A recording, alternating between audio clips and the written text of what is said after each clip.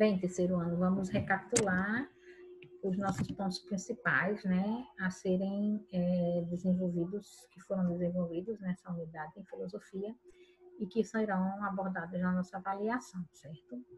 Então, assim, hoje é uma aula de recapitular, certo? Revisar. A gente começa a falar sobre o positivismo, pessoal.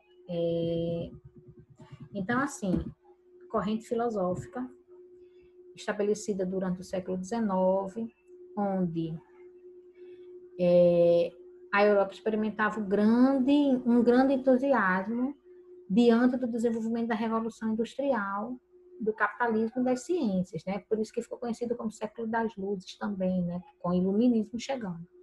Então, assim, o positivismo, ele foi estabelecido, né, por Auguste Comte, que inaugurou essa corrente, onde, diferentemente dos representantes da metafísica, ele pretendia investigar a realidade em busca das causas e finalidades dos fenômenos, certo? E aí se buscava observar os fatos e estudá-los com o objetivo de identificar leis gerais do seu funcionamento. Na visão de Comte, a história revelava o progresso da razão humana determinado pela lei dos três estados, que é o estado teológico, metafísico e do caso, o estado positivo, que seria o científico, né? Então, assim, de acordo com essa lei da evolução dos indivíduos e das sociedades, dos conhecimentos, né? Existiria, né? Corresponderia no decorrer do tempo, seria marcado por essas três etapas, certo? Estado teológico ou fictício, que seria as leis espirituais. Estado metafísico, que seria o abstrato. Estado positivo ou científico, que seria a ciência. Segundo ele, né, essa lei ela previa a ocorrência de uma transição gradual entre um estado e o outro, ou seja, uma graduação de conhecimentos, e que um se interligava ao outro, certo? Continuando, né, a filosofia, por sua vez, ela foi definida como o estudo dos métodos científicos, no caso, nos quais Comte julgava que seriam aplicáveis à investigação de qualquer assunto. Então, assim, a filosofia seriam abordagens de conhecimentos, onde ele iria em busca da razão, da construção desses conhecimentos. Sendo assim, ele pretendia aplicar um método, né, de estudo e de veracidade desses estudos.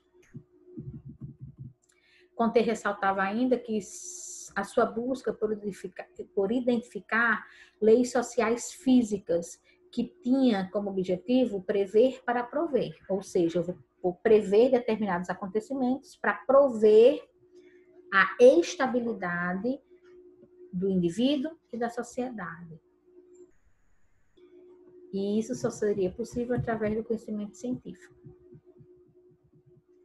Continuando. Tem algumas sequências, né, das atividades, que vai falar desses três estágios, que eu vou deixar um pouquinho a tela parada aí, se vocês quiserem responder, que já tenha sido cobrado, mas eu estou deixando aí para vocês completarem, certo? E vamos entrar no idealismo de George Hegel. Então, Hegel, ele elaborou um complexo sistema filosófico, né? Onde ele vai se fundamentar na ideia de progresso racional. Hegel tinha uma visão bastante otimista sobre o alcance da razão. Ele afirmava que o real e o racional eram a mesma coisa, ou seja, ao contrário de Kant. Ele não distinguia a realidade em si, mas ele faria uma construção para o conhecimento. Continuando. Então, para Hegel, né, ele atribuía o conceito de dialética, né, onde esse termo era utilizado para se referir ao movimento do pensamento, que seria também um movimento de constituição da realidade. Os opostos contrários, ou seja, os contrários, chegariam a um caminho, a uma proposição de síntese, de construção de conhecimento. Então, assim, de acordo com essa concepção, cada momento histórico teria seu próprio sistema de verdades.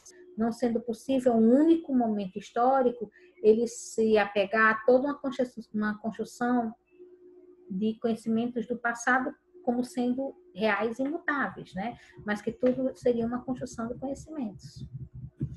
E aí, nesse movimento dialético, eu entendia que o espírito dele deveria alcançar, gente, o saber absoluto, e esse saber seria o saber em busca de uma autoconsciência.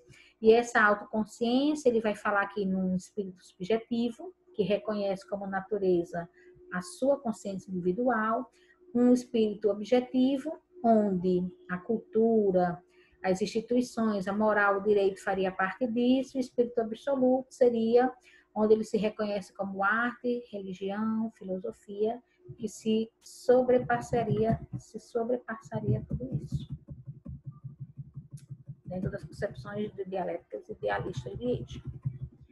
Textos de apoio, algumas atividades que foram passadas para vocês, materialismo dialético, né? Então, assim, o marxismo, o idealismo de Hegel sofreu duras críticas do marxismo, que foi uma corrente filosófica iniciada no século XIX pelos alemães Karl Marx e Friedrich Engels, por exemplo. Uma das críticas era de inverter a relação entre realidade e o pensamento. Ele se justificava as injustiças sociais que deveriam ser transformadas, ou seja, se existia uma completude da realidade com o pensar, então por que existiriam injustiças sociais? Certo? Então, assim, os marxistas pensaram como o desenvolvimento das relações de produção os bens materiais que são necessários à existência humana, certo? E ainda vai ser abordado aqui a questão de que a concepção marxista de dialética, ela foi, na realidade, gente, empregada para investigar uma realidade social e as suas relações, como essas estruturas de pensamento.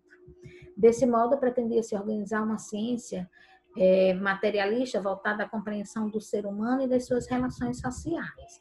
Marx e Engels, eles ressaltavam ainda que o conjunto de condições concretas da existência determina a consciência dos indivíduos, e não o inverso. Ou seja, a existência determina a consciência, e não a consciência que se determina na existência. Ou seja, as coisas existem e o indivíduo vai lidar com essa existência. Tem mais aí tem aí a questão do processo de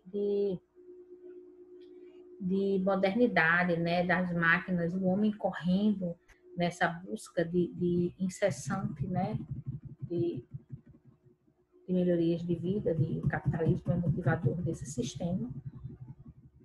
Algumas questões complementares de atividades sequenciadas que eu passei para vocês. E vem Nietzsche, né? Segundo Nietzsche, ele vai falar e ele problematiza, né, a crença na possibilidade de um acesso do ser humano à verdade, né? E ele vai dizer assim: que verdade? Uma verdade absoluta ou existe a possibilidade de verdades que seriam, ou seja, verdades relativas?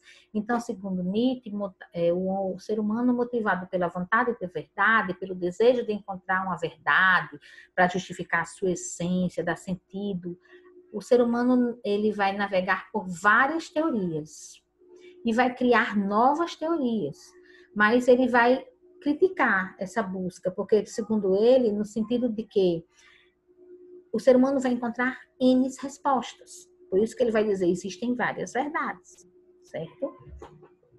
E descrevia o ser humano como um fio estendido entre dois extremos. De um lado, o animal, e do outro, o além do homem, ou seja, existe um segundo plano. Nietzsche vai abordar ainda o conceito tradicional do ser humano como um ser racional, e ele vai dizer que, portanto, o ser humano seria um privilégio para ele alcançar a verdade, esse conceito de verdade, já que não somos tão racionais assim. Se fôssemos tão racionais, não existiria desigualdade, certo? Algumas questões que são pertinentes na página 14. E aí vai entrar a questão freudiana, né? Os preceitos da psicanálise, como a gente está falando da busca do ser humano, de resposta da sua existência, né? O ser humano vai falar do id e do ego superego, que foi a videoaula 2. Os impulsos, o eu quero agora, o id, o equilíbrio entre os impulsos e as regras sociais, que é o ego. Superego seria a maturação dessas necessidades, o que eu posso e que devo fazer, né? Então, Freud vai dizer que o ser humano ele tem que entender as suas forças cognitivas mentais, né? Ou seja, o controle de sua mente, do entendimento dessas maturações de fases. E ele vai usar a psique, né? O psique, para entender tudo isso, gente. Quando as fases não são muito bem determinadas e trabalhadas. Alguns textos de apoio. E é isso, certo? Vocês estudem filosofia até a página 17, ok? E a gente se encontra após as nossas avaliações. Até lá.